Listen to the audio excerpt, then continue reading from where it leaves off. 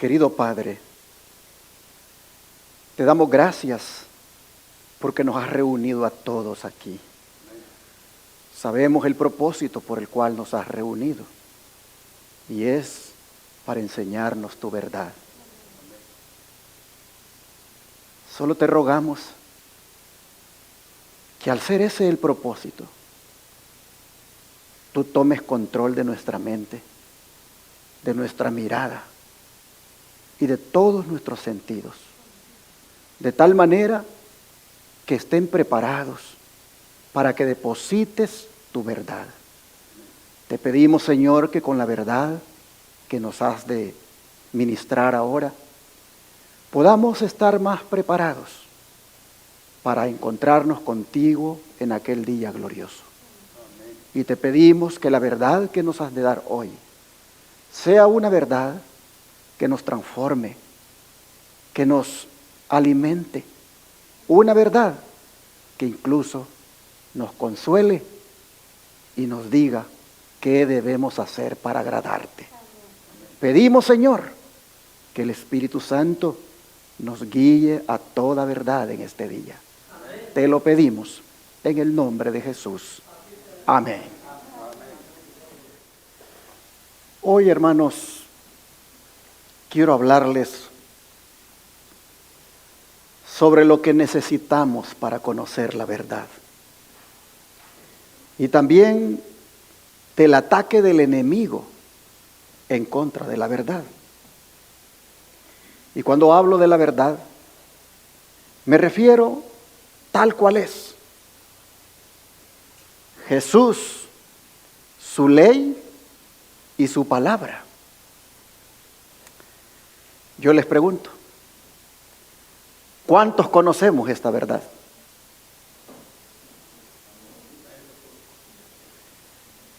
De verdad, ¿cuántos la conocen? Ahora pregunto, ¿y de qué forma la conocen?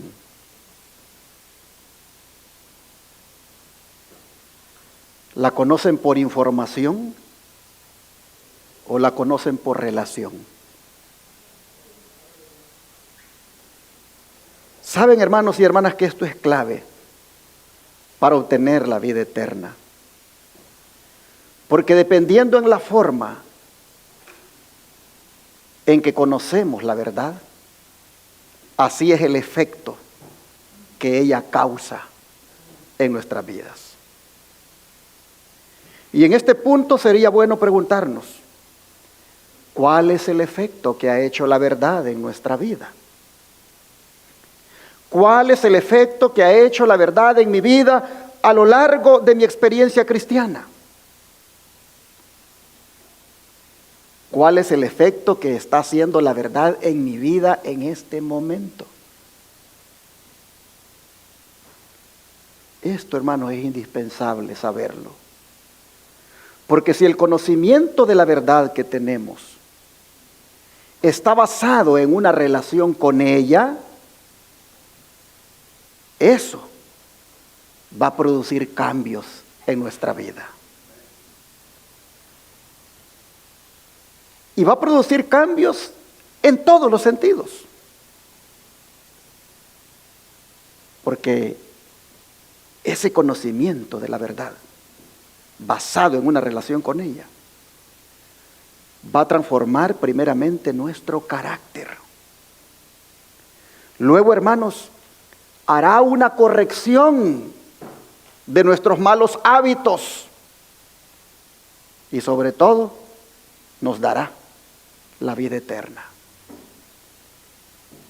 Jesús dijo, y esta es, dijo, ¿qué cosa? La vida eterna.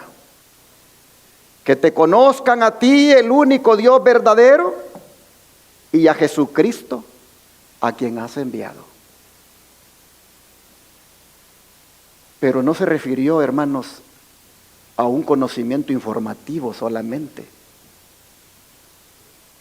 sino también a un conocimiento experimental o relacional. Y este tipo de conocimiento demanda tiempo, demanda deseos de estar con la verdad. Demanda deseos de ser guiado por ella y de andar con ella. Y eso solo se puede hacer si uno ama la verdad. Cuando se ama la verdad, uno hace lo que la verdad dice. Cuando uno ama la verdad, refleja la enseñanza de ella en nuestra vida e imita lo que la verdad hace y lo que la verdad enseña. El sábado pasado yo hice referencia a esto de amar la verdad. Y es tan importante amar la verdad que la Biblia dice que los que no tienen amor por la verdad son propensos a esos engaños que se propagan y que inclusive han de llevar a muchos a la perdición. La Biblia dice que los que no aman la verdad serán engañados y se van a perder. Ahora, hermanos y hermanas, para amar la verdad es indispensable, como dice nuestro título del tema, conocerla. Conocerla, hermanos, pero conocerla de la manera que he mencionado. Y como eso es importante, esta mañana el propósito de mi mensaje es animarles a que tengamos la actitud correcta para conocer la verdad. Cada vez, hermanos, que la verdad nos es revelada, ya sea a través de un mensaje que venimos a escuchar en la iglesia, o a través de la lectura que hagamos de la fuente de la verdad, como es la palabra de Dios. Cada vez, hermanos, que hagamos eso, la actitud va a tener mucho que ver para que podamos conocer la verdad. Es decir, que tengamos la actitud correcta. Y yo les pregunto, ¿cuál creen ustedes que debe ser esa actitud? A ver, ¿cuál creen que debe ser esa actitud? ¿Perdón? Una actitud sencilla, como la de Cristo, dijo alguien allí. ¿Cuál debe ser esa actitud? ¿Alguien más que quiera decirnos algo? Ahí está la palabra que andaba buscando, hermanos. La humildad.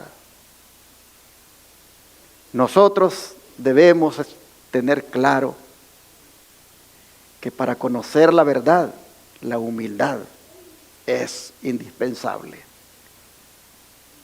Pero la humildad, como la humildad de ¿quién? Como la humildad de un niño.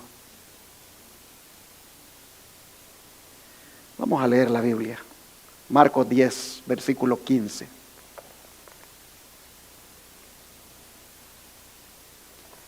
Marcos 10, versículo 15.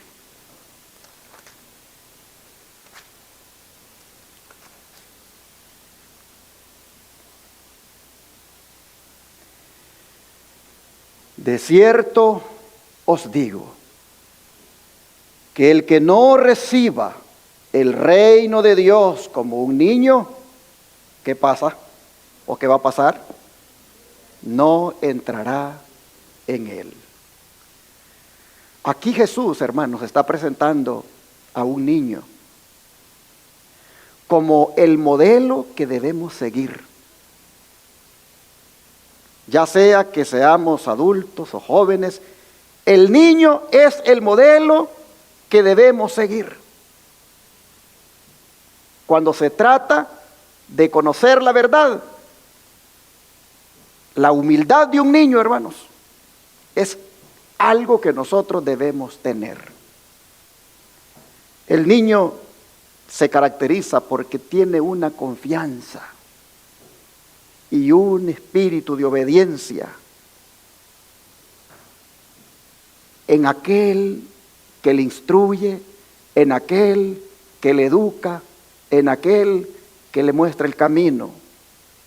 Y esas dos características, confianza, hermanos, y una amante obediencia, son dos cosas indispensables para poder nosotros ir al cielo, como también para conocer la verdad. La relación, hermanos, que debe haber con nosotros y la verdad debe ser como la relación que hay un niño o que tiene un niño con su padre, con su maestro, con su tutor o con quien le cuide. La mente de un niño es como un papel en blanco sobre el cual se puede escribir lo que a uno le plazca. Y así, hermanos, deben estar también nuestras mentes con respecto a la pluma del Espíritu Santo. Debe estar de tal manera nuestra mente que el Espíritu Santo pueda escribir todo lo que le plazca tocante a la verdad en nosotros. Debemos estar, hermanos, nosotros a una total disposición del Espíritu Santo. Nosotros debemos, como los niños, sentarnos alrededor de nuestro Maestro Divino y esperar de Él la instrucción y recibir de Él lo que tiene que decirnos. Y eso debe hacerse, hermanos, siempre. No solamente al principio cuando conocemos la verdad, sino que debe ser una actitud como la del niño, humilde todo el tiempo, para que así podamos no solamente conocer lo que tiene que ver con la verdad, sino también para entrar en el cielo. Jesús lo recalca aquí en Mateo 18, versículos 1 al 4. Mateo 18, versículos 1 al 4.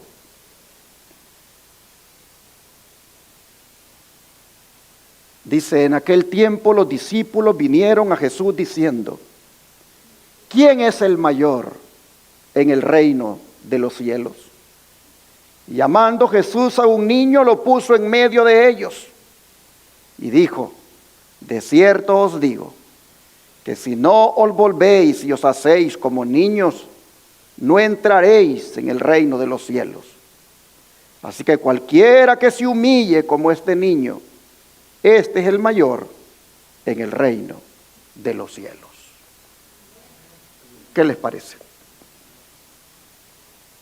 Si el primer texto que leímos se aplica a cualquiera que recibe el reino de Dios por primera vez y admite que solo puede recibir la verdad tal como lo hace un niño, confesando que no conoce nada por él mismo y que necesita de que le enseñen, este otro versículo nos dice que esa actitud es necesaria mantenerla no solo cuando se recibe el reino de Dios, sino durante toda la experiencia cristiana hasta entrar al cielo. De manera que si usted conoce lo que conoce, porque un día con humildad de un niño se dispuso a que le enseñaran, esa actitud la debe mantener hasta cuando Cristo venga. La debe mantener hasta cuando el Señor venga para llevarlo al cielo. Nosotros, mis hermanos, debemos saber que la verdad y todo lo relacionado con ella solo se puede conocer en la medida en que se tiene la actitud de un niño. Por eso es que los adultos nos cuesta aprender, porque los adultos a veces somos muy orgullosos y prejuiciosos, y eso impide que el Señor deposite la verdad tal cual ha sido revelada. Pero si nosotros, hermanos, como un niño pequeño, nos disponemos cada vez a escuchar la verdad, entonces somos bendecidos. De manera que yo quiero decirle a usted, tenga en este momento la actitud de un niño para que Dios le revele su verdad. Tengamos todos aquí la actitud de un niño, la actitud humilde para que podamos asimilar la verdad. Y no vengamos aquí como que ya lo sabemos todo. No vengamos aquí como, eso yo ya lo sé, es el ABC. No, vengamos aquí como que no sabemos nada para que el Maestro Divino nos enseñe. Mire cómo lo dice Pablo en 1 Corintios capítulo 8, verso 2. 1 Corintios capítulo 8, verso 2.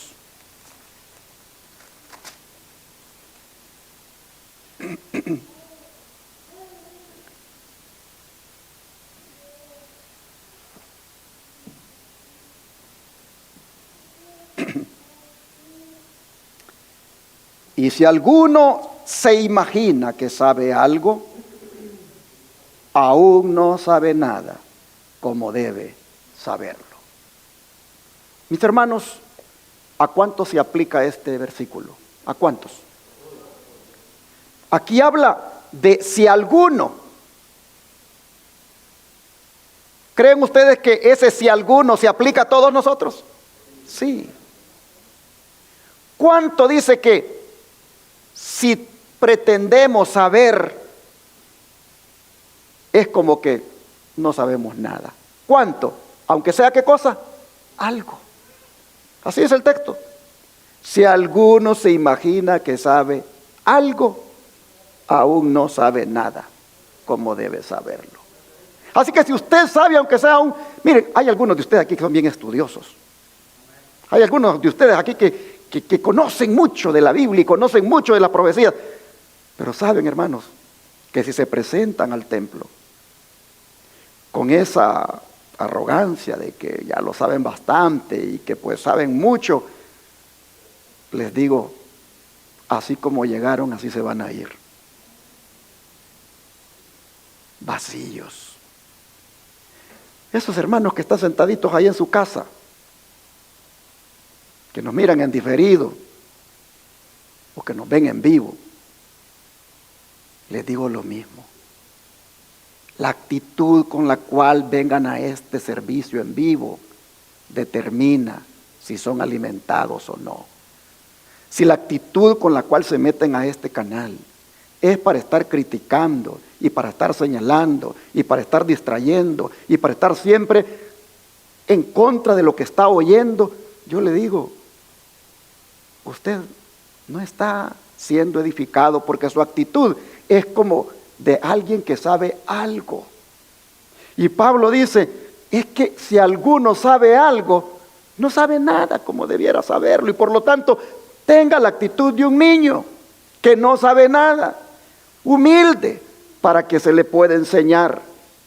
Y cuando dice esto, hermano, se refiere que sepa algo de cualquier cosa. Esta declaración de Pablo estaba destinada a condenar ese vano orgullo del conocimiento o confianza en sí mismo que nos llevaría a menospreciar a otros. Hermanos, la omnisciencia es detestable en un ser humano, porque el único omnisciente es Dios. Si alguien se cree omnisciente, es decir, que lo sabe todo, ¿y quién me va a enseñar eso a mí? Lo va a llevar a menospreciar el mensaje que venga en los labios del hermano, la hermana más humilde y sencilla que Dios haya escogido. ¿Por qué creen ustedes que Elena White es despreciada y rechazada? Porque ella no tiene un PhD, como dicen aquí en inglés, ¿verdad? A los que logran un título académico. Ella no tiene eso. Ni maestra es y les habla de educación a los maestros. Ni nutricionista es y les habla de nutrición a todos. ni doctora es y les habla de salud a todos, ni teóloga es y les habla de teología, de enseñanza aplicada a todos. Y cuando van a buscar el currículum, 3er grado de estudio hizo. Y ya no pudo ir a la escuela porque un accidente, que recibió una pedrada, le causó problemas. Ya no pudo ir a la escuela. Y ahora viene, y en esos libros rojos les habla a los profesores, les habla a los psicólogos, les habla a los nutricionistas, les habla a los doctores, les habla a los pastores, les habla a los padres de familia, les habla a los jóvenes, les habla a los niños. ¿Y a quién no le habla a ella? Pero como es una mujer que apenas 3er grado hizo, no tiene mucho estudio, aquellos que pretenden saber algo la rechazan. Yo quisiera animarles, hermanos, que para que podamos entender la verdad tal cual es en Jesús, en su ley y su palabra, nosotros cada vez que vengamos al templo y cada vez que abramos la Biblia, lo hagamos como que no sabemos nada, aunque creamos que sabemos algo. Porque solamente así el Señor nos va a bendecir con su palabra. Amén, hermanos. Eso es importante, hermanos. El don de profecía nos exhorta a la humildad. Vean ustedes. Vi que la fuerza de los hijos de Dios está en ¿qué cosa? En su humildad. Cuando son pequeños en sus propios ojos, Jesús será para ellos su fuerza y su justicia, y Dios prosperará sus labores. Amén, hermanos. Cuando son pequeños, dice, a sus propios ojos. Se me mostró, dice, que Dios probaría al hermano A. Le daría una medida de prosperidad, y si soportaba la prueba, si usaba provechosamente las bendiciones que Dios le dé, sin tomar honor para sí y sin volverse engreído, egoísta, lleno de confianza propia, el Señor, dice, continuaría dándole sus bendiciones por amor a su causa y para su propia gloria. Muchos no se dan cuenta de que al caminar humildemente con Dios, nos ubicamos en una posición donde el enemigo no puede aventajarnos. Solo cuando nos sometemos como hijos obedientes a ser enseñados y disciplinados, Dios puede usarnos para su gloria. Amén. ¿Cuándo es que Dios puede usarnos para su gloria? Cuando nos sometemos humildemente como hijos obedientes para ser enseñados. Solo entonces Dios puede usarnos para su gloria. Así el don de profecía se une a la Escritura en el requerimiento de la humildad para conocer la verdad. Y cuando tengamos esta actitud humilde, se va a cumplir la promesa de Jesús, que se encuentra en el Evangelio de Juan capítulo 8, verso 32. ¿Cuál es la promesa? Evangelio de Juan capítulo 8, verso 32.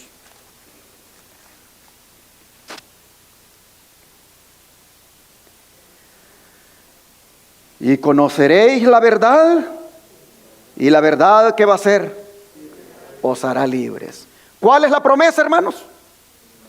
La promesa es: conoceréis, ¿qué cosa? La verdad. ¿Cuándo es que conoceréis la verdad? Cuando tengas la actitud correcta para poder relacionarte con ella. Cuando tengas la actitud humilde de un niño, cuando te dispongas con esa actitud donde te presentas como que no sabes nada, entonces dice el Señor, conoceréis ¿qué cosa?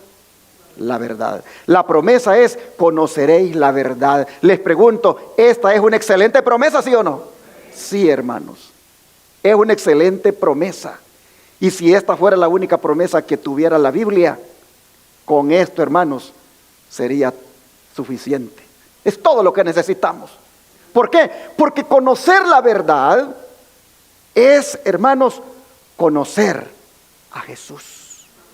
Conocer la verdad es conocer también lo que tiene que ver con su santa ley, lo que tiene que ver con conocer la palabra.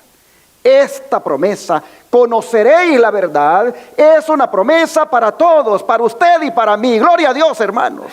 Podemos nosotros conocer la verdad solamente si tenemos la actitud a la cual me he referido. Hermanos y hermanas, conocer la verdad es conocer, como dije, a Jesús, su ley y su palabra. ¿Y por qué dije, hermanos, que si conocemos la verdad en esta dirección, con eso sería suficiente y yo diría seríamos los más felices? ¿Por qué? Porque esa verdad, esta verdad, la de Jesús, la de su ley y su palabra, tienen un poder que transforma, tienen un poder que nos libera. Jesús dice más abajo, en el verso 36, si el Hijo os libertare, seréis verdaderamente libres. Y Santiago dice que la ley de Dios es la ley de la libertad. Y aquí mismo dice, en este capítulo, en el versículo 31, que si permanecemos en su palabra, seremos verdaderamente libres. O sea, hermanos y hermanas, el efecto que hace la verdad, tal cual es en Jesús, su ley y su palabra, es que libera a aquel que la recibe con humildad. ¿Y de qué le libera? ¿De qué le libera? Oh, mis hermanos, primeramente de la ignorancia y luego del pecado, que son los dos principales enemigos de la libertad. La ignorancia es enemigo de la libertad porque nos impide conocer la verdad.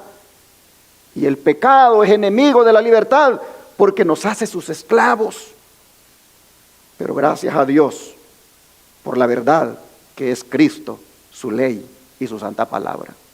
¿Por qué? Porque ellas tienen el poder para libertarnos de esos males. ¿Cuántos de nosotros aquí éramos esclavos de la ignorancia?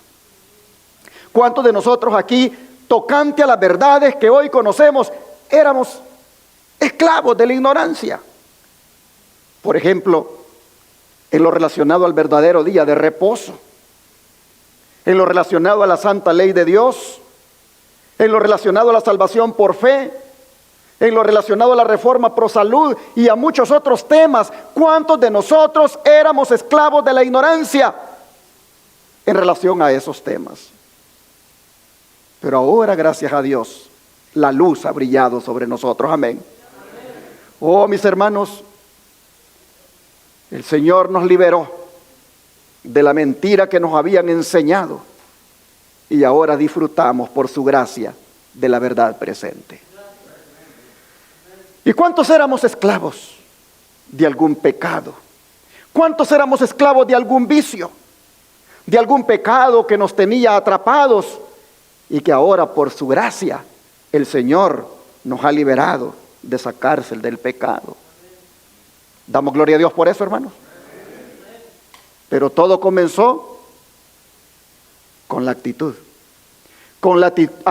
de humildad que nosotros tuvimos para que el Señor nos enseñara. Y esa actitud, como dije, hay que mantenerla, hermanos, hay que mantenerla siempre a fin de no rechazar la verdad. Porque el que no tiene la actitud de humildad como de un niño, rechaza fácilmente la verdad. Es más, no solo la rechaza, sino que hasta la abandona, tal como hicieron los discípulos que seguían a Jesús. Vean lo que ha sido revelado aquí en el Evangelio de Juan capítulo 6, versículos 60 y 61. Evangelio de Juan capítulo 6, versículos 60 y 61.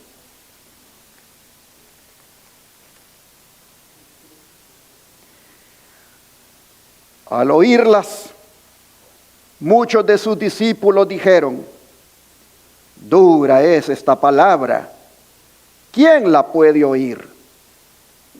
Sabiendo Jesús en sí mismo que sus discípulos murmuraban de esto, les dijo: ¿esto os ofende? Ay, hermanos, paremos aquí. Las palabras eran duras porque no se podían entender. No. Las palabras eran duras porque estas palabras, hermanos, tenían la implicación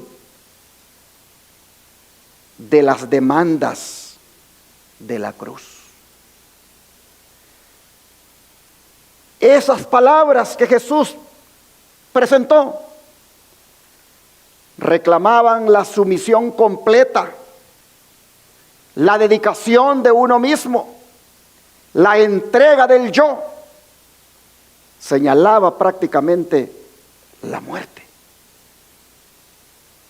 En la expresión ¿quién la puede oír?, realmente decían: ¿quién puede obedecer lo que Él dice?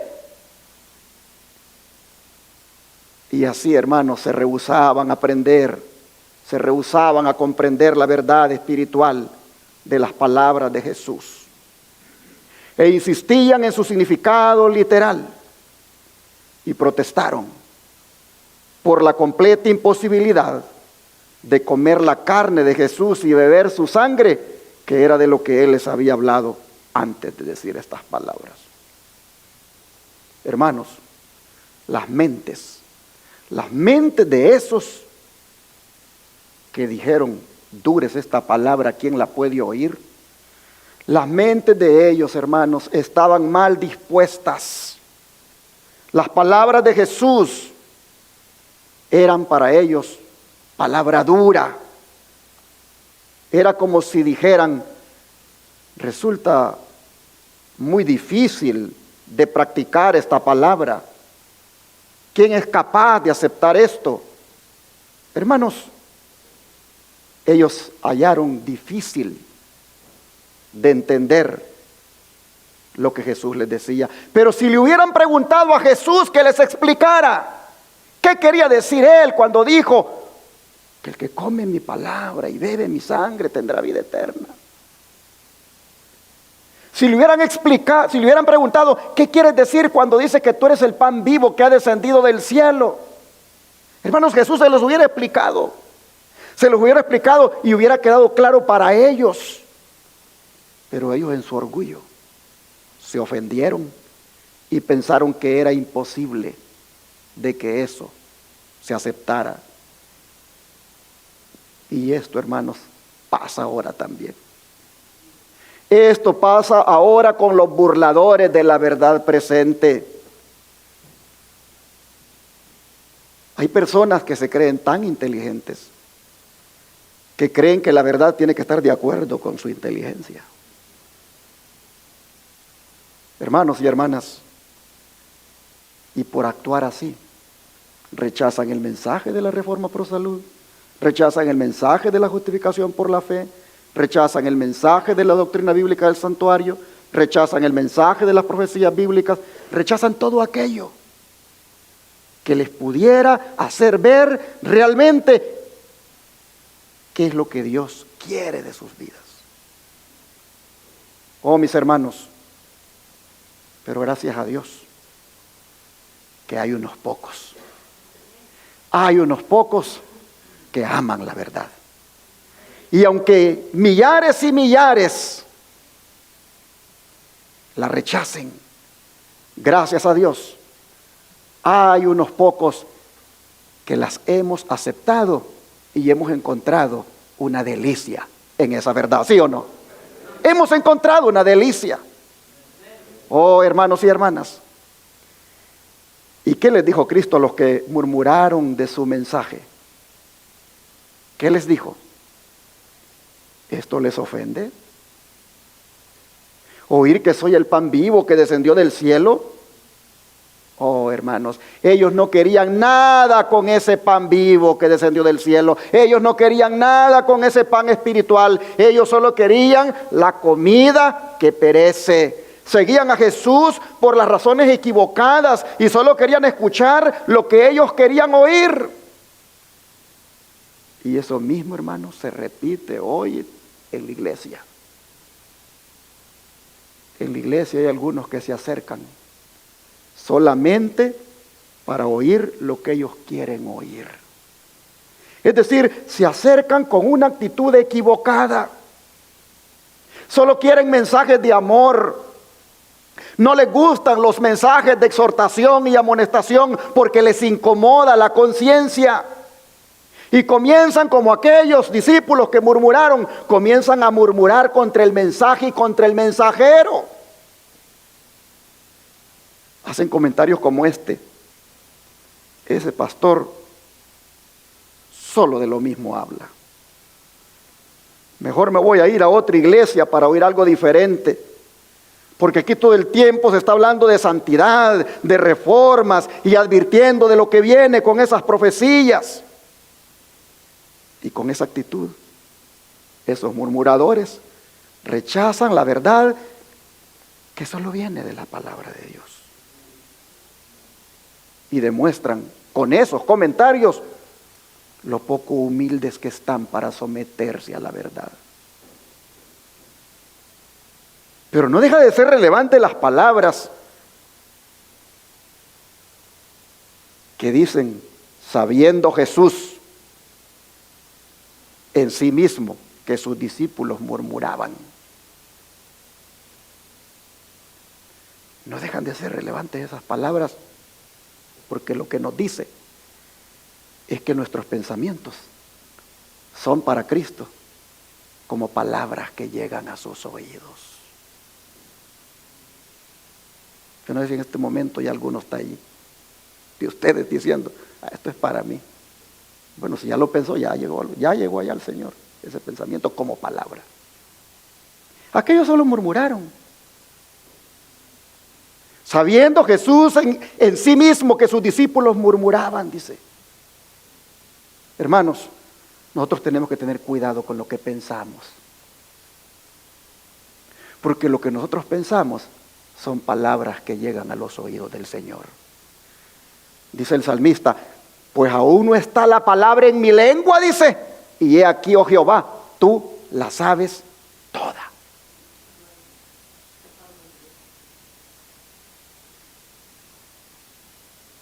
¿Y qué pasó con los que murmuraron finalmente, hermanos? ¿Qué pasó con los que murmuraron de la verdad finalmente? Y sobre todo cuando Cristo les hizo ver su error. ¿Qué pasó? Versículo 66.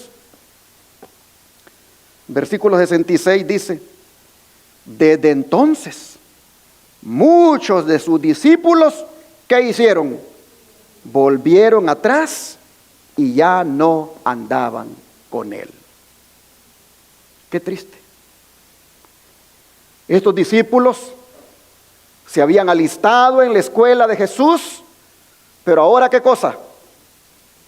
Se marcharon. No es que le negaron por una vez, no, sino que le dejaron de una vez.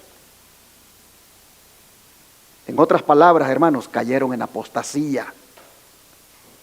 Se cumplió lo que dijo el apóstol Juan más tarde. Salieron de nosotros, pero no eran de nosotros. Porque si hubieran sido de nosotros, habrían permanecido con nosotros. Pero salieron para que se manifestara que no todos son de nosotros. Y así, hermanos, este relato nos enseña hasta dónde llega el corazón perverso, orgulloso y corrompido del hombre. Toma muchas veces como ofensa lo que debería ser motivo de mayor consuelo. Con todo, hermanos y hermanas, con todo lo que es la palabra y verdad de Cristo, se ha de predicar y se ha de enseñar fielmente, aun cuando sean muchos o pocos quienes se ofendan de ello. Los pensamientos de nosotros deben rendirse cautivos a la palabra de Dios. en lugar de que la palabra de Dios se acomode a nuestros pensamientos. Repito, los pensamientos de nosotros se han de rendir cautivos a la palabra de Dios, en lugar de que la palabra de Dios se acomode a los pensamientos de nosotros. Estamos hablando de cómo es que se conoce la verdad, qué se requiere para conocerla y para no rechazarla. La palabra que Jesús le dijo a aquellos, dijeron, no se acomoda a nuestro modo de pensar, no se acomoda. Eso no es lo que yo quiero oír. Oh, hermanos y hermanas, por eso yo quisiera decirles a todos en esta hora, no nos resintamos por el mensaje, si es fuerte o repetitivo, porque así son los mensajes de preparación para la venida del Señor. Cuando su servidor era joven y llegó a la iglesia a los 17 años, yo me recuerdo que los hermanos que nos predicaban nos pegaban unas, hermanos, con la Biblia, pero que nos dejaban mansitos. Y uno como que hasta se quería meter debajo de las bancas para que esa piedra no le cayera a uno. Pero así nos preparaban. Ahí no nos andaban amagando, como decimos, en buen lenguaje de mi país salvadoreño. Traían la palabra tal como Dios se las ponía en el corazón. Y me recuerdo que aquellos mensajes eran o cambias o cambias. Pero así, con tu doble vida, con tu hipocresía, con tu pecado acariciado, no vas a ir al cielo. Así nos decían. Y uno de joven ahí sabía cómo andaba. Oh, hermanos, yo así fui formado. Por eso que yo no le tengo miedo a un predicador que me dé con la palabra por la cara. Yo no tengo miedo. Si me está diciendo la verdad con la verdad. Y si Dios es el que habla con la verdad, ¿por qué me debo de enojar? Oh, hermanos, hay que acomodar nuestros pensamientos a la palabra de Dios. Y no acomodemos la palabra de Dios a nuestros pensamientos. Y no hay que enojarnos si el mensaje es fuerte. Y hermanos, y si vemos que otros nos abandonan por este mensaje fuerte, porque prefieren su doble vida antes que rendirse a Cristo, nosotros, hermanos, sigamos firmes en la verdad. Y digamos lo que dijo Pedro. ¿Qué dijo Pedro? Versículos 67 y 68.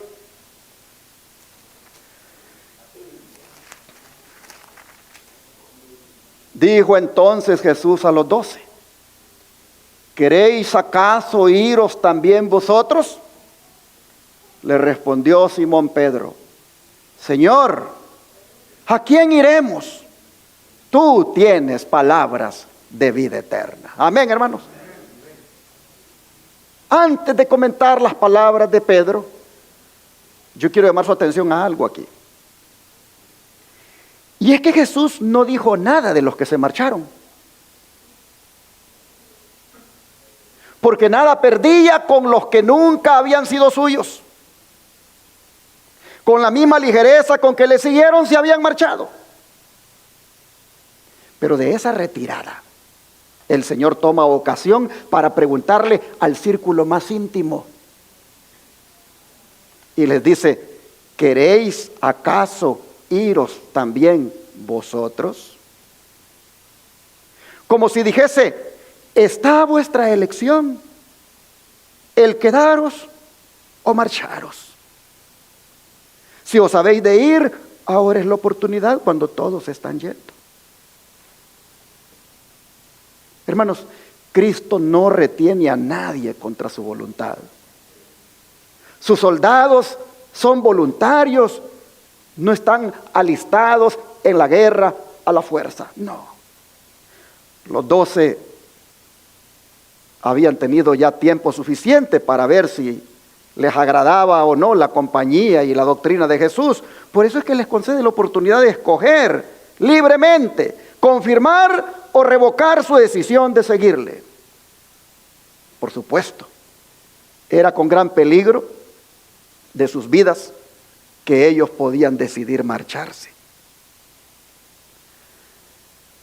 Si nosotros parafraseamos a Jesús, es como que Él les dijera esto: esos que se han marchado no tienen conmigo la misma intimidad que ustedes los 12 tienen conmigo.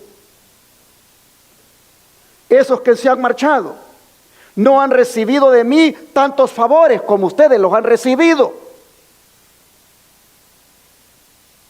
Pero, si quieren ir ustedes también. ¿Y cuál fue la respuesta de Pedro? En nombre de todos, ¿qué dijo Pedro? Señor, le dijo, ¿y a quién vamos a ir? ¿A quién vamos a ir? ¿Junto a quién nos vamos a marchar? Como si dijera, no, Señor, nosotros hemos evaluado bien y hemos analizado bien nuestra decisión como para cambiar ahora de opción. Y aquí, hermanos, hay un mensaje. Hay un mensaje para aquel que está pensando abandonar la verdad presente. Quienes vayan a marcharse de Cristo deben considerar bien a quién van a seguir. ¿A dónde iremos, hermanos? ¿A dónde iremos si nos vamos? ¿Nos vamos otra vez a celebrar fiestas paganas allá con la iglesia donde estábamos? A celebrar día de San Valentín, a celebrar Día de la Madre, a celebrar todas esas fiestas. ¿A dónde iremos? ¿Nos vamos a ir a meter ahí otra vez? ¿Al paganismo? No somos Babilonia, dicen, pero la Babilonia la tenemos aquí, así que vamos a celebrar con ellos.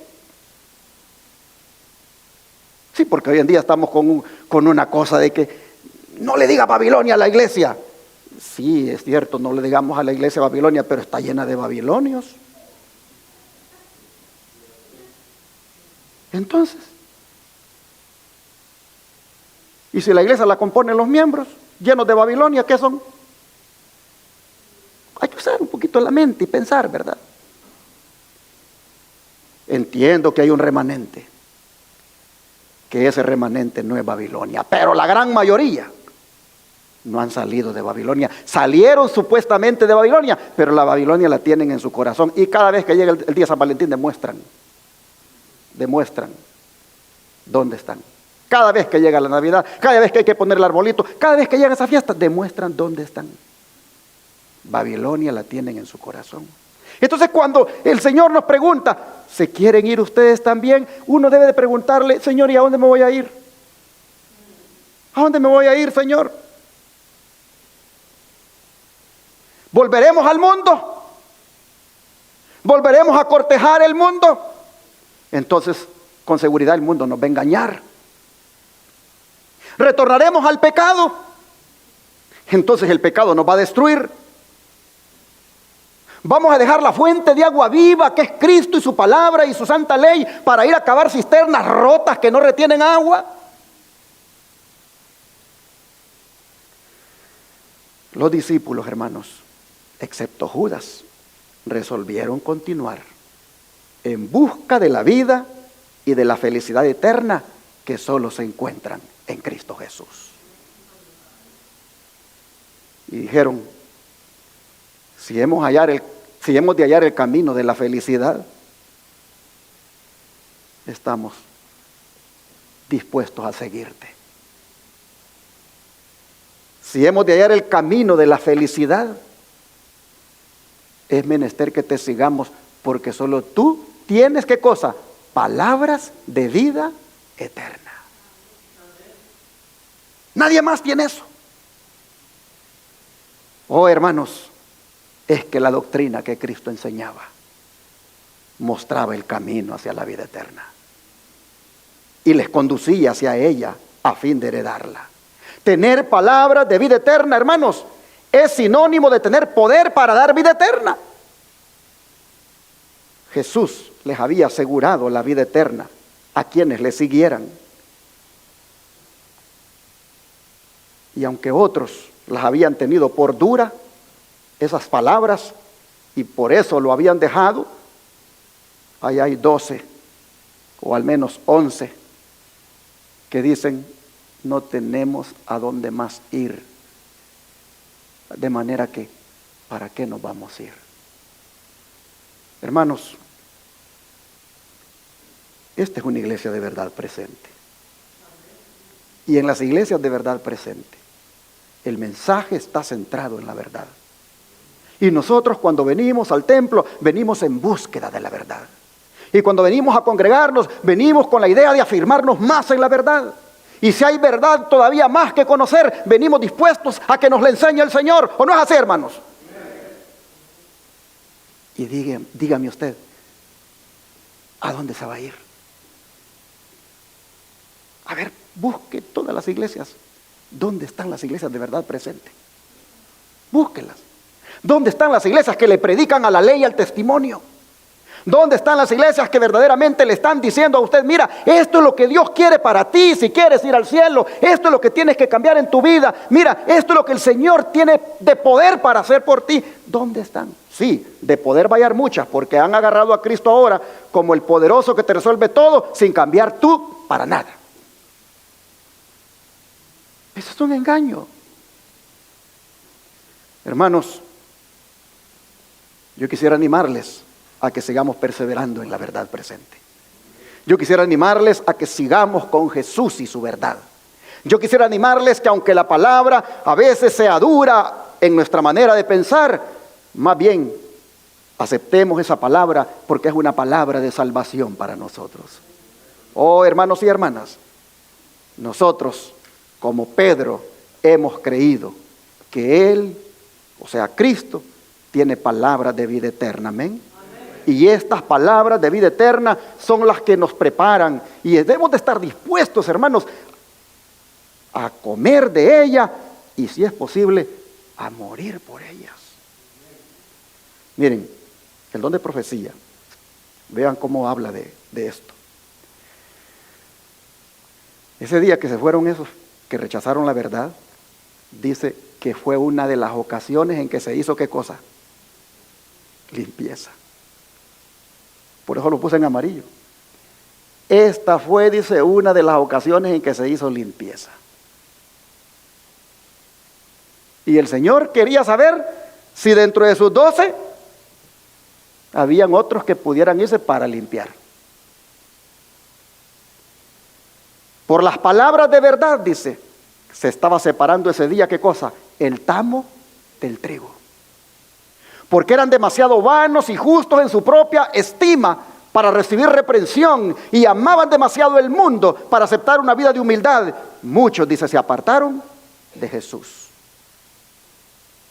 porque no estaban dispuestos a que aquella palabra los transformara, los cambiara, y prefirieron mejor el mundo y se apartaron de Jesús.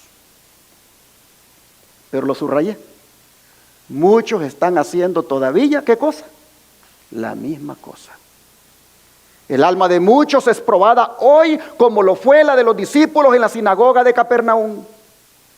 Cuando la verdad penetra en el corazón, ven que su vida no está de acuerdo con la voluntad de Dios. Ven la necesidad de un cambio completo en sí, pero no están dispuestos a realizar esta obra de negarse a sí mismos. Por lo tanto, se airan cuando sus pecados son descubiertos. Se van, dice, ofendidos, lo subrayé, así como los discípulos abandonaron a Jesús murmurando: dura es esta palabra, ¿quién la puede oír?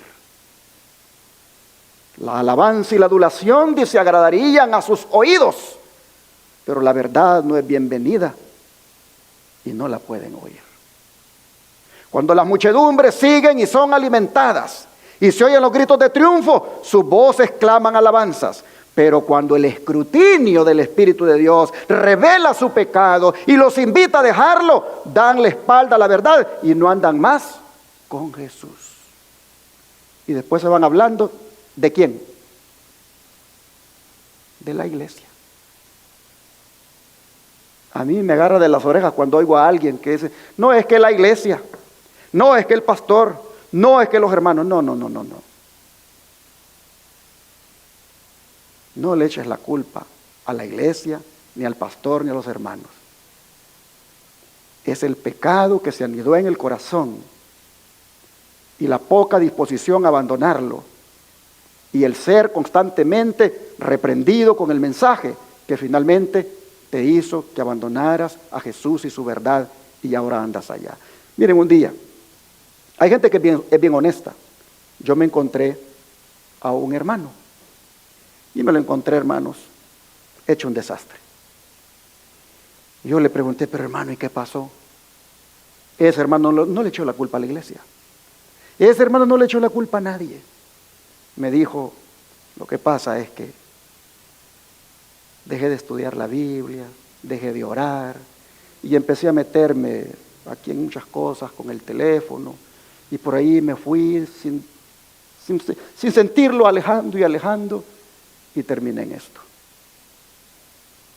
Algunas veces iba a la iglesia, trataba de querer hacer la lucha, pero siempre volvía a lo mío en la noche o en el fin de semana o en la semana y ya no pude y mejor ya me quedé. Pero espero un día, me dijo, espero un día que yo pueda lograr la victoria en todo esto que estoy para poder regresar. No escuché en ningún momento que le echara la culpa a la iglesia, al ministro o a los hermanos. Él admitiendo su culpa, su error y su pecado. Eso que dicen de que los jóvenes se van de la iglesia porque la iglesia no aquí, no allá. No. Todos nosotros hemos sido jóvenes. Y todos nosotros sabemos qué es lo que nos gusta a los jóvenes. Todos nosotros sabemos. Todos nosotros sabemos en qué cosas nos dábamos ciertos privilegios cuando éramos jóvenes. Así que no vengamos con eso de que se van porque la iglesia, no, se van porque acarician el pecado, les gusta el pecado y quieren andar en ese camino de pecado. Empezaron a maquillarse, después a pintarse, después con las uñas, después por ahí con las amigas, después en un bar, después en un baile. Y la iglesia es la culpable. No sean ingratos. Es porque le dieron cabida al pecado en su corazón. Apenas trabajaron y agarraron dinerito. Lo primero que aprendieron cuando agarraron dinerito es a robarle a Dios. Porque lo primero que hicieron fue no diezmar, aun cuando sabían la enseñanza de Dios en cuanto al diezmo. Pero lo primero que hicieron fue no diezmar. Y se fueron con el 100% de su salario, ahora con sus amigos, a ir a convivir por aquí, a convivir por allá, y terminaron haciendo lo que sus amigos hacían y lo sacaron. No vengan a echarle culpa a la iglesia. Es algo que acariciaron en el corazón. Apenas se graduaron y agarraron su trabajito y demostraron verdaderamente lo que tenían en el corazón. Oh, mis hermanos, sí, la adulación agradaría a los oídos, dice, pero la verdad no es bienvenida y no la pueden oír. ¿Por qué? Porque les escudriña, el escrutinio, dice, del Espíritu de Dios, revela su pecado y los invita a dejarlo, le dan la espalda a la verdad y no andan más con Jesús. Ay de Israel, dice, rechazó a su Salvador porque deseaba un conquistador que le diera poder temporal, deseaba el alimento que perece y no el que dura para vida eterna. Con corazón anhelante Jesús vio a aquellos que habían sido sus discípulos apartarse de él la vida y la luz de los hombres. Al sentir que su compasión no era apreciada, su amor no era correspondido, su misericordia era despreciada, su salvación rechazada, se llenó su corazón de una tristeza inefable.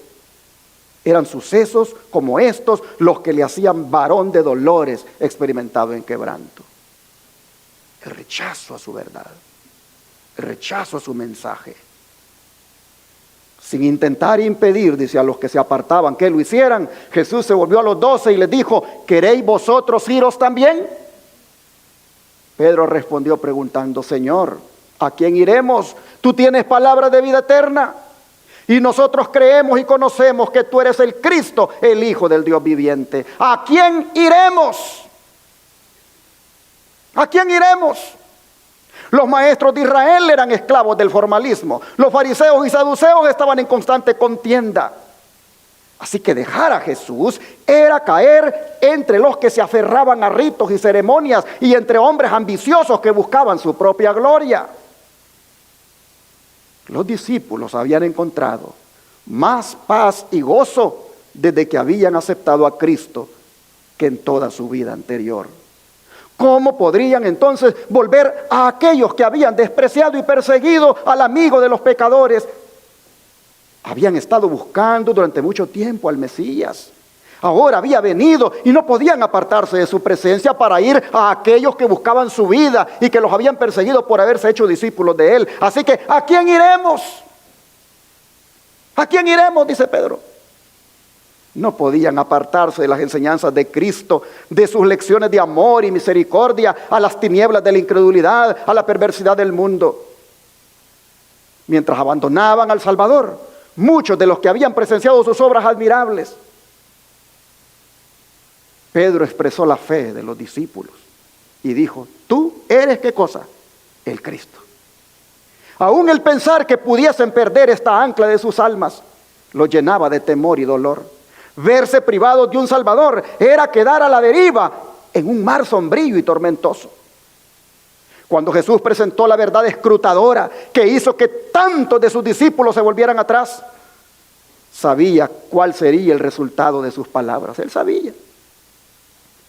Pero tenía un propósito de misericordia que cumplir. Preveía que en la hora de la tentación, cada uno de sus amados discípulos sería severamente probado. Su agonía de Getsemaní, su entrega y crucifixión serían para ellos una prueba muy penosa. Si no hubiese venido una prueba anterior, habrían estado relacionados con ellos muchos impulsados solamente por motivos egoístas.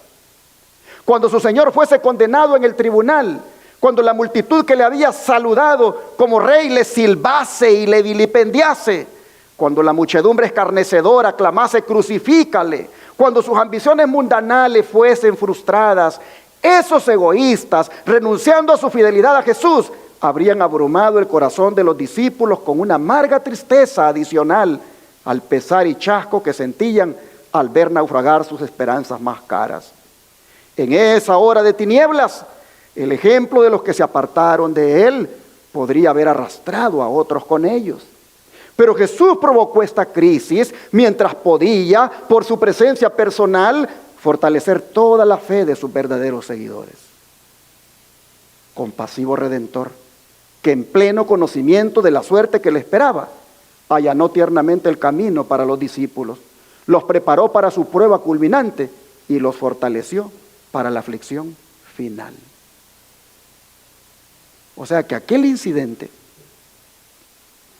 donde aquellos se fueron y lo abandonaron por la palabra que Jesús presentó, por la verdad que les dijo, el Señor lo ocupó para de allí preparar a estos discípulos, cuando en la prueba final ellos prácticamente serían abandonados, serían rechazados y estaban mirando de antemano los costos que tiene predicar la verdad, que algunos la rechazan, que algunos no la aceptan, que algunos le dan la espalda.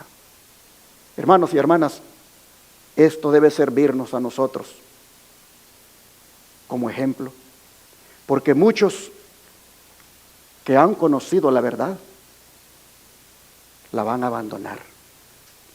¿Cuántos de ustedes han oído hablar de aquella profecía que habla de cuando los campeones sean pocos? ¿Cuántos la han oído? Hay una profecía, no de la Biblia, no del don profético, de cuando los campeones sean pocos. Bueno, se las pongo acá para que los que no la conocen. Dice: cuando la religión de Cristo sea más despreciada, cuando su ley sea más menoscabada, entonces deberá ser más ardiente nuestro celo y nuestro valor y firmeza más inquebrantables. El permanecer de pie en defensa de la verdad y la justicia, cuando la mayoría nos abandone, el pelear la batalla del Señor, cuando los campeones sean pocos, esta será nuestra prueba. En este tiempo debemos obtener calor de la frialdad de los demás, valor de su cobardía y lealtad de su traición.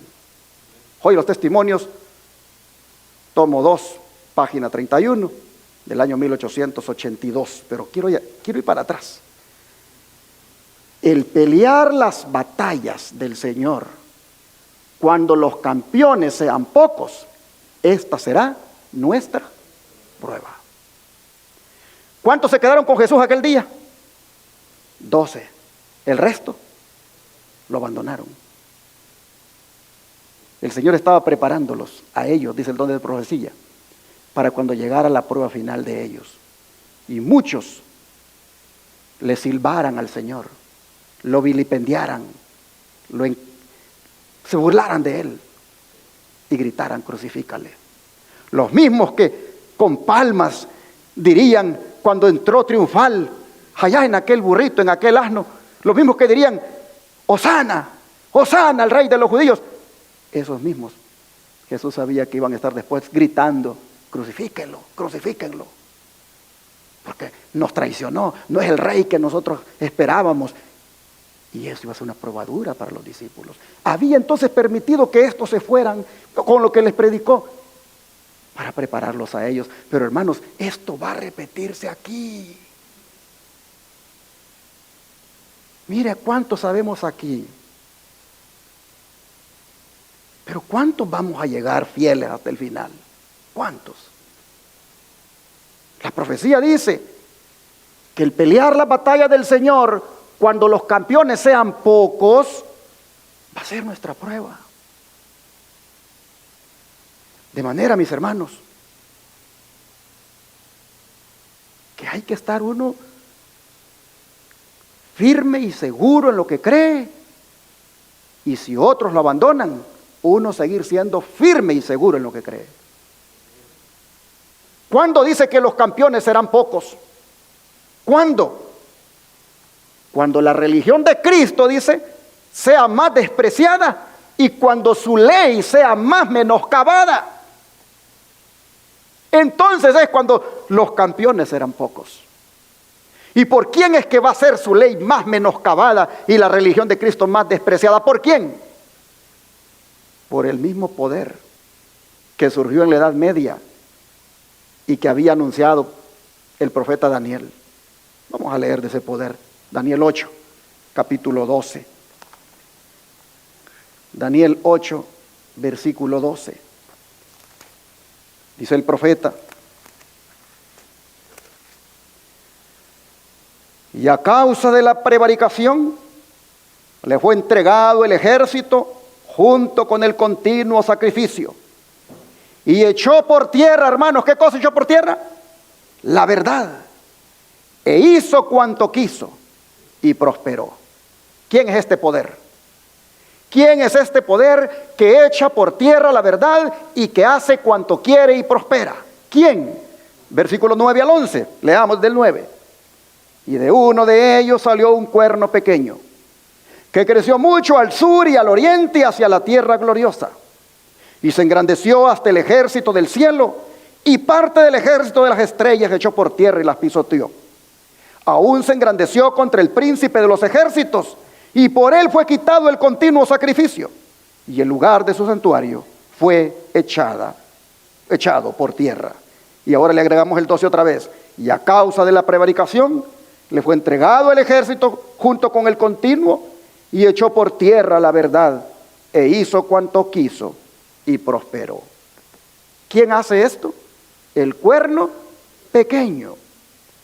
Un cuerno en profecía, ¿qué representa? Representa un rey o un reino. De manera que el cuerno pequeño aquí, en la interpretación historicista de las profecías, representa este cuerno pequeño a Roma en sus dos fases, tanto pagana como papal. Pero fue, mis hermanos, cuando la Roma papal obtuvo el poder de la Roma imperial y pagana, fue entonces cuando la Roma papal echó por tierra la verdad e hizo cuanto quiso. ¿Cómo es que la echó por tierra? La echó por tierra al recargar la verdad con tradiciones y la oscureció con supersticiones, y de esa manera le quitó la verdad a millones. Y el don de profecía, mire cómo lo dice. Entre las causas principales que motivaron la separación entre la verdadera iglesia y Roma, se contaba el odio de ésta hacia el sábado bíblico. Como se había predicho en la profecía, el poder papal echó por tierra, ¿qué cosa? La verdad. La ley de Dios fue pisoteada, mientras que las tradiciones y las costumbres de los hombres eran ensalzadas. Se obligó a las iglesias que estaban bajo el gobierno del papado a honrar, ¿qué día, hermanos? El domingo, como día santo. Entre los errores y la superstición que prevalecían, muchos de los verdaderos hijos de Dios se encontraban tan confundidos que a la vez que observaban el sábado, se abstenían de trabajar el domingo. Mas esto no satisfacía a los jefes papales.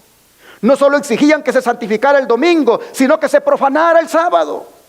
Y acusaban en los términos más violentos a los que se atrevían a honrarlo. De manera que solo huyendo del poder de Roma era posible obedecer en paz a la ley de Dios.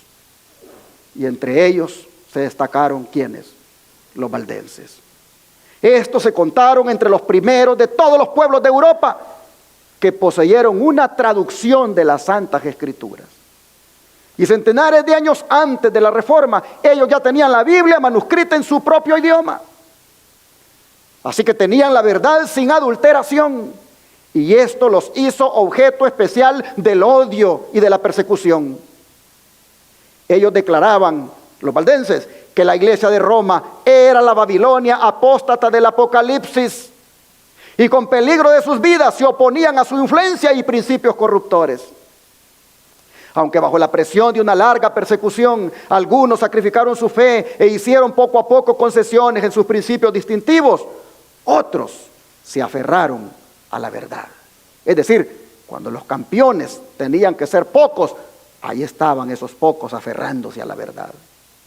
Durante siglos de oscuridad y apostasía, hubo valdenses que negaron la supremacía de Roma, que rechazaron como idolátrico el culto a las imágenes y que guardaron el verdadero día de reposo, es decir, el sábado. Conservaron su fe en medio de las más violentas y tempestuosa oposición. Y aunque degollados por la espada de Saboya y quemados en la hoguera romanista, defendieron con firmeza la palabra de Dios y su honor.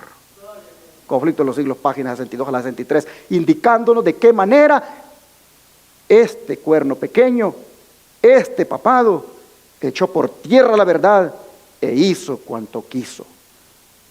Sustituyó el ministerio sacerdotal de Cristo en el cielo por el ministerio de los sacerdotes que instituyó aquí en la tierra.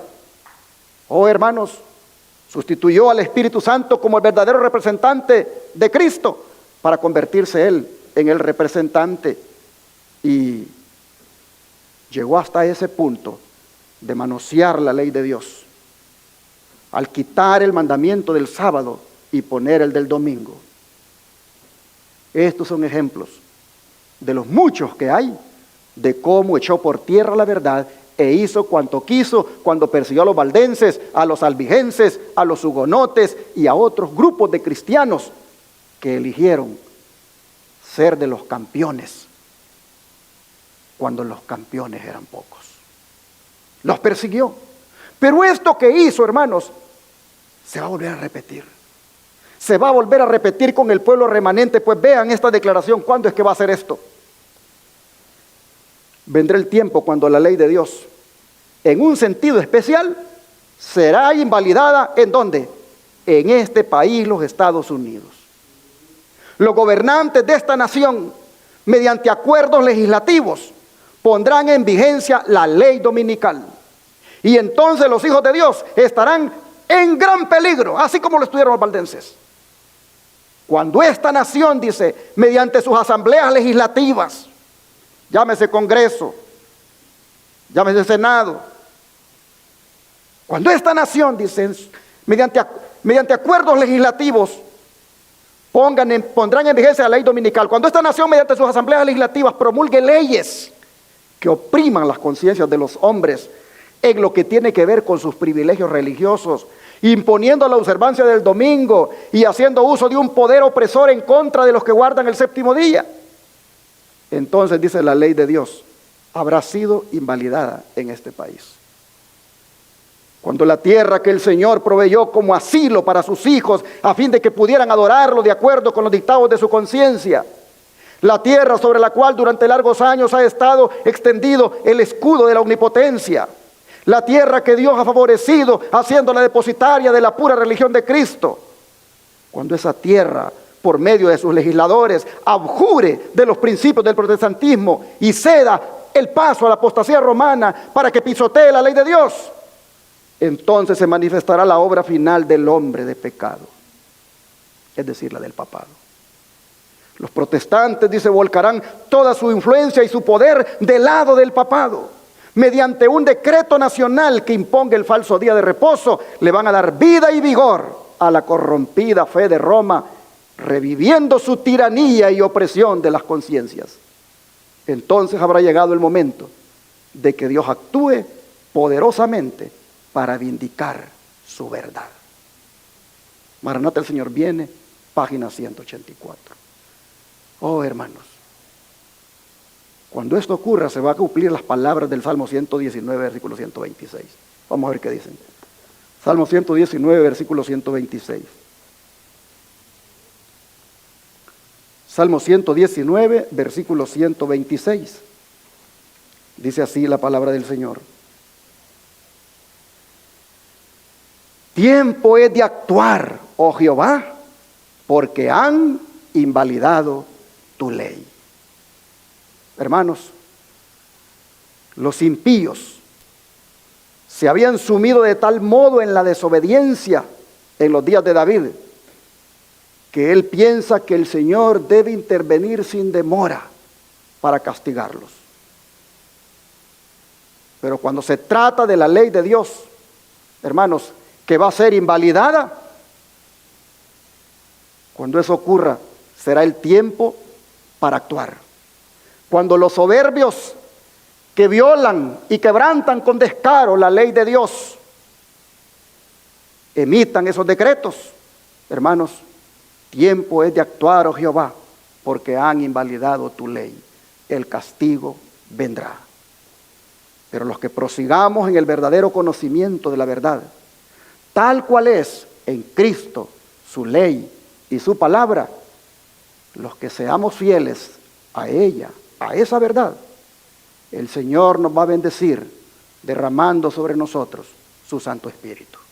Así lo dice el libro de Oseas, capítulo 6, verso 3. Oseas, capítulo 6, verso 3. Oseas 6, verso 3. Dice, y conoceremos y proseguiremos en conocer a Jehová, como el alba está dispuesta a su salida, y vendrá a nosotros como la lluvia tardía y temprana a la tierra. Esta es una referencia al derramamiento del Espíritu Santo. ¿Cuándo va a suceder esto?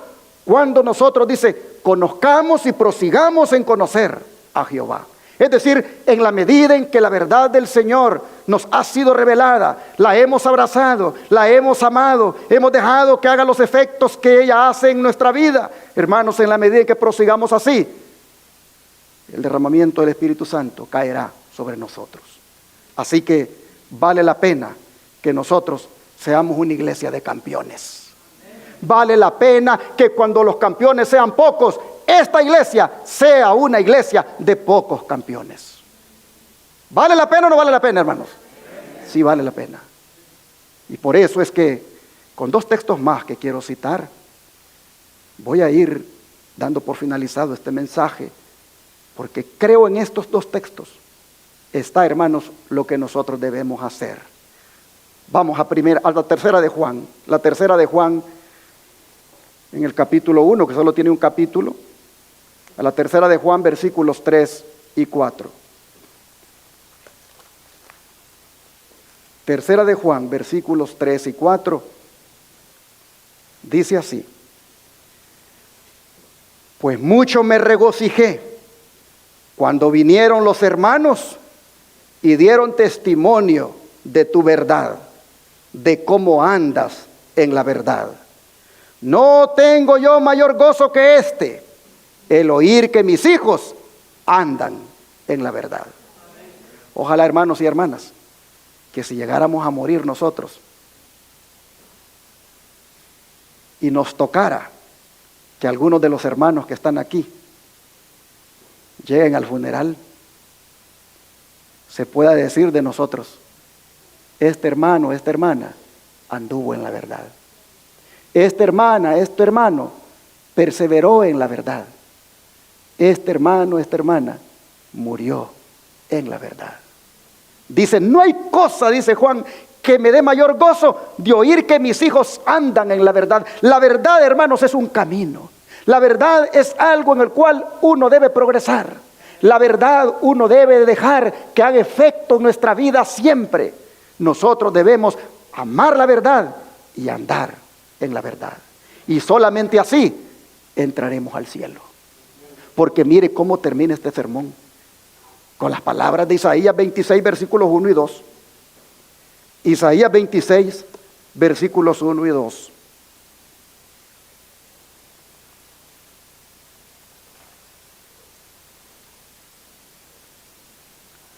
Dice así Isaías 26, versículos 1 y 2. En aquel día, grábese esto en su mente, en aquel día cantarán este cántico en tierra de Judá. Fuerte ciudad tenemos, salvación puso Dios por muros y ante muros. Abrid las puertas y entrará la gente justa, guardadora de ¿qué, hermanos? De verdades. ¿Cuál es aquel día en el cual se cantará este cántico? Hermanos, si usted se lee en su casa el capítulo 24 y capítulo 25, usted va a saber cuál es aquel día. Ese día será el gran día de Jehová. Ese día será cuando el Señor aparezca en gloria.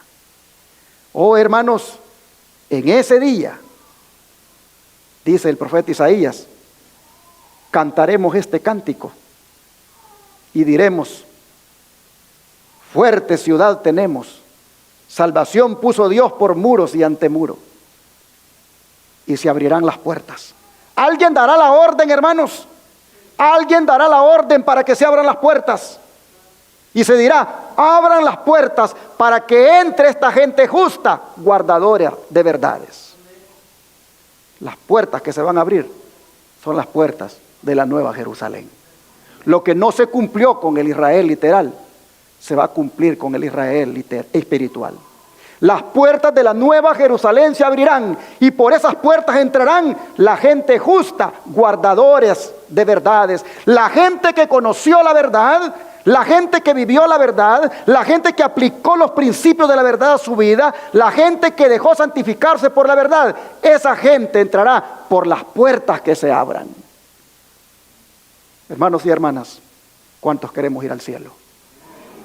¿Cuántos quisieran que cuando las puertas se abran y la gente justa, guardadoras de verdades, entren? ¿Cuántos quisieran entrar ahí con esas gentes?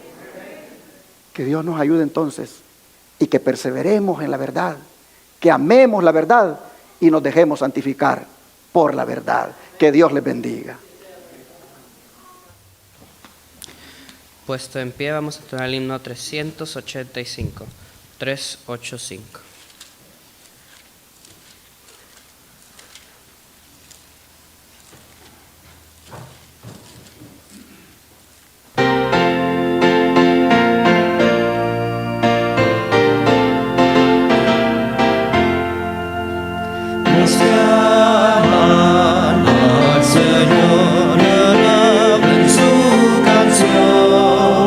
Que en dulces notas de olor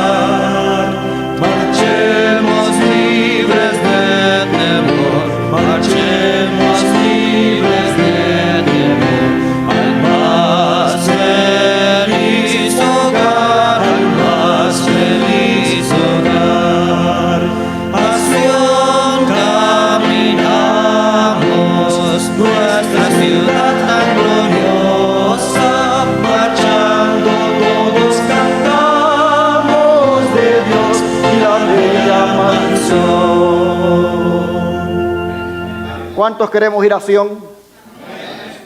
Hay que ir a Sión. Pero antes debemos dejar que a través de la verdad podamos ser purificados, limpiados, santificados y así, hermanos, estar preparados para ir a Sión. Cuando Sión, hermanos, se entre cantando ese hermoso canto de victoria, oh, hermanos, será algo inimaginable, será algo hermoso. Ojalá que usted decida ser fiel a la verdad de Cristo. Haga de Cristo su verdad. Si siente que no puede con algún pecado, si siente que no puede con alguna debilidad, Cristo tiene poder para ayudarle. Cristo tiene poder para perdonarle y para liberarle de ese pecado. Cristo tiene poder para hacerlo victorioso sobre las drogas, sobre los vicios, sobre la música mundana, sobre toda cosa mundanal. Cristo tiene poder para hacerlo victorioso sobre eso. Venga Jesús, entréguese a Él, ríndase, dígale, tú dijiste que eres la verdad y que la verdad hace libre, libérame. Y Cristo, hermano, hermana, le va a liberar. Y entonces estará listo y lista para ir a Sión. ¿Cuántos quisieran que oráramos a Jesús para que nos ayude ahora a ser liberados? Vamos a arrodillarnos a pedírselo entonces.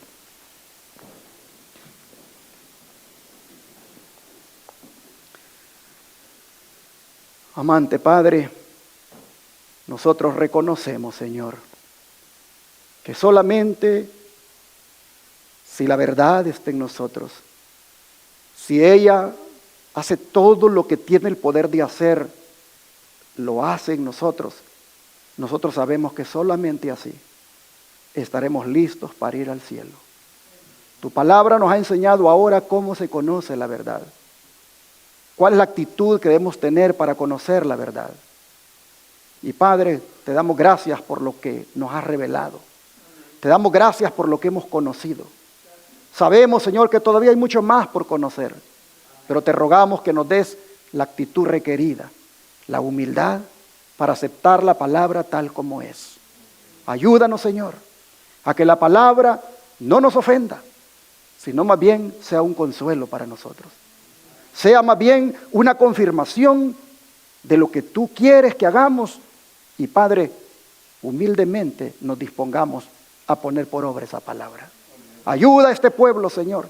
Ayuda a esta iglesia. Ayuda a estos hermanos. Ayúdame a mí a perseverar en la verdad. Y cuando entren allá por aquellas puertas, la gente justa, guardadora de verdades, que allí podamos entrar todos nosotros. Te lo pedimos en el nombre de Jesús. Amén.